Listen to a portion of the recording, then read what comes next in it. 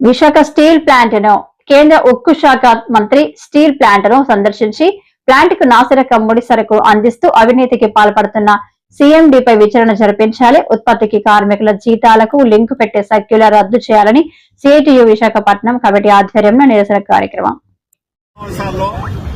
ఒక ప్రశ్నకి సమాధానం చెప్పాలని కేంద్ర ప్రభుత్వాన్ని అడుగుతున్న ఒకే ఒక ప్రశ్న, విశాఖ స్టీల్ ప్లాంట్ కి సొంత గన్లు ఎందుకు లేవు?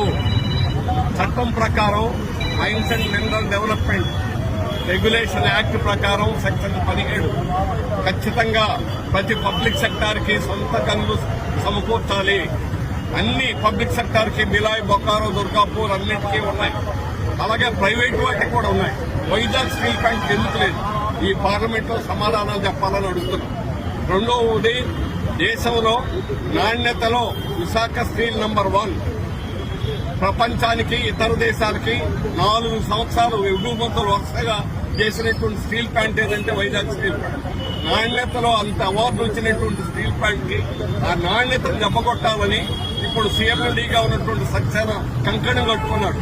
అందుకనే నాసిరకం క్వాలిటీని వాడి ఈ రోజు ఉత్పత్తులు అనేటువంటిది తీవ్రంగా పడిపోయేటట్టు చేశాడు. ఖరీదు విపరీతంగా పెరిగిపోయింది. ఖనిజాల ముడి ఖనిజం ఖరీదు 65% నుంచి 64% నుంచి 75% పెరగడానికి ఎవరు కారకులు తెలుసాలి ఇది. అందుకని ఈరోజు స్టీల్ మంత్రి స్వయంగా కుమారస్వామి విశాఖపట్నం వస్తారని, నోవోటెల్లో సదస్సులో పాల్గొంటారని సమాచారం మీడియాలో వచ్చింది, అందరికీ తెలుసు. అయితే ఈరోజు ఇప్పుడే తెలిసిన సమాచారం ఆయన అప్స్కాండ్ అయ్యారు, రాలేదు. అందుకని ఆయన వస్తే ఆయన కోరాం.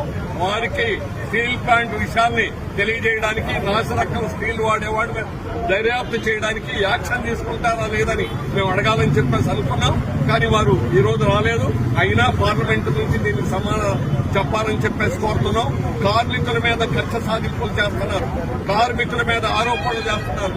పనిచేయట్లేదని, పోస్ట్ కార్మికులని, వైట్ ఎలిఫెంట్ అని రకరకాలైనటువంటి తప్పుడు ఆరోపణలతో ఈరోజు స్టీల్ ప్లాంట్ కార్మికుల మీద బదనాం చేసేటువంటి తప్పుడు పనులు చేస్తున్నారు. వాళ్ళ జీతాలు సగానికి సగం కూడా రాకుండా కోతలు విధిస్తున్నారు, ఉత్పత్తితో ముడిపెడుతున్నారు. ఇవన్నీ తప్పుడు చర్యలు. పొగబెట్టి పొమ్మున్నట్టుగా కార్మికులందరినీ పారిపోయేటట్టు చేయాలంటున్నారు. ఇప్పటికే 10,000 మందిని తొలగించారు. నిర్వాసితులు లాంటి వాడు, భూములు కోల్పోయిన వాడు ఈ రోజు తీవ్రంగా నష్టపోయి ఈ రోజు బదారు పడాల్సినటువంటి పరిస్థితి అనేది ఏర్పడింది. వీటన్నింటికీ స్టీల్ మంత్రి సమాధానం చెప్తారా లేదని అడుగుతున్నాం.